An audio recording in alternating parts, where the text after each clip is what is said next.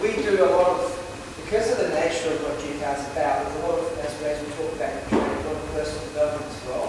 So whether it's our own instructor training qualifications that we go through, the guys that go through, there's always components of personal development, like communications, people skills, and that important stuff. Does that make sense? Beyond that, for us that also, do this full time, we're always looking for, personal development, training, people skills, communications, leadership, everything to do with, I guess, what it needs to become a better person, everything we do. So, and all of us, there's different ranges of stuff. Like personally, I've done coaching courses and stuff as well in the last few years, but that's what part of my ongoing training, if that makes sense. Yeah. So it's mostly choice in those. Yeah, mostly choice. Yeah, that's right. As to how far you want to take it. Yeah. Yes. What age did you start karate and why? Me? Yeah. I was 12, and it's because my dad wanted to take us to start karate, and I was 12, my younger brother was 10, and my youngest brother was 6. My youngest brother was really, like, we're all three boys, round, which I don't know. My dad always wanted to do karate, but never could, because of the condition he had with his legs. So he started us, we started training when I was 12. What do you do to keep yourself motivated? Honestly, I do this. So and this is the truth. When I visit and I teach, I've been doing more teaching and visiting in the last few years than I had in the past, especially like the backdoor camps and stuff around the place. What motivates me is training with people, working with people like in the dojo, and just seeing what other people are doing, like kind of feeding off of what's students and everyone else is doing. So that really motivates me. That really kind of inspires me as well. So, sometimes you might think, I'm here and I'm sort of motivating you, but I'll let you train and I get motivated and I get inspired to want to do more for myself and then, give more back as well. Okay. Right. Yes? When you compare Japanese style to the Okinawan style, where do you see GKR in that spectrum? Good question. All right, so GKR, obviously we've always promoted ourselves as the Japanese style of martial art because that's where a lot of the main land karate has come from, like as it's spread outside of Japan. I'm talking about the Shotokan, some of the Goju, that's most driven by Japan. The Okinawan styles, they seem to be a lot more based around, how it evolved from the beginning. So there's a lot more application involved, a lot more, and that's what I think we're heading more towards. The style of training that we did today, it's very much something we've only started to teach just recently, and we're about to embark on a series of videos and workshops that we can teach all our instructors, because our goal is for every new student who walks into the karate club. A lot of people don't have the vision of what they can do in karate, and they don't really start to learn self-defense as early as they should. And I think if we can change that, people will stick around with it and they'll get the value from karate rather than getting bored. Because karate, like almost everything we do in life, it's either going to be boring or exciting. Does that make sense?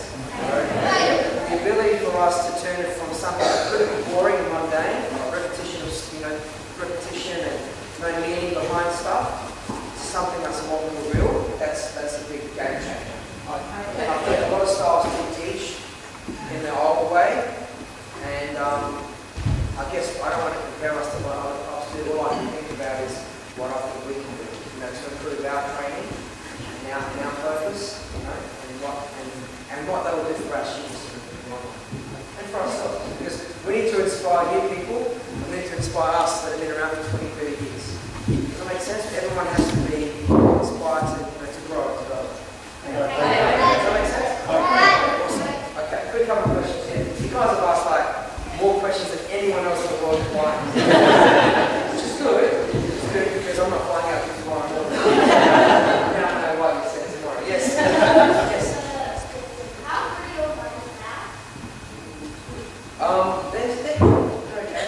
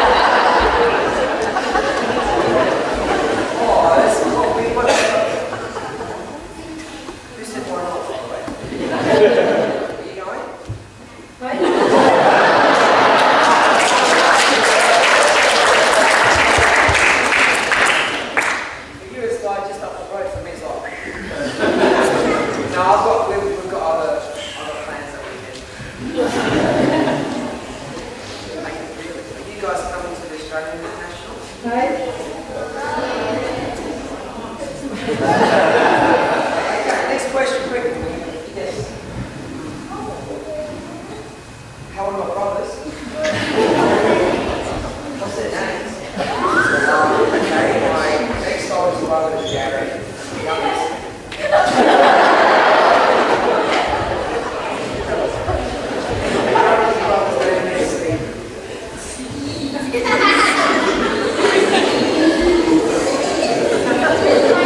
Okay, yes.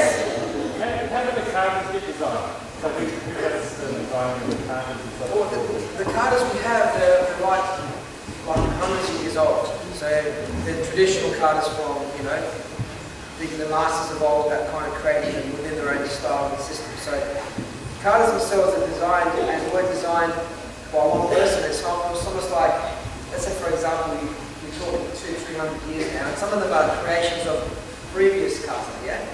That were designed, from back in China and the Kung Fu styles, the animal, the white crane and all that sort of stuff.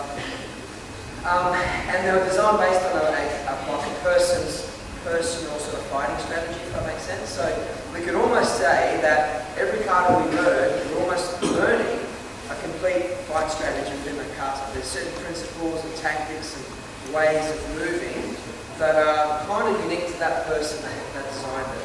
Kind of unique to his or hers maybe, fighting style. Does that make sense? Yeah.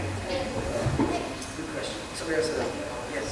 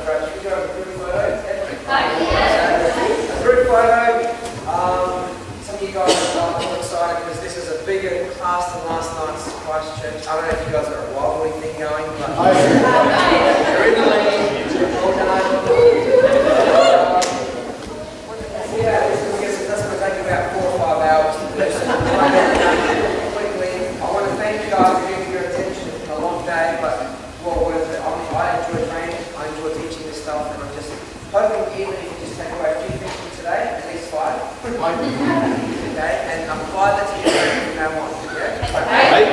Start this time.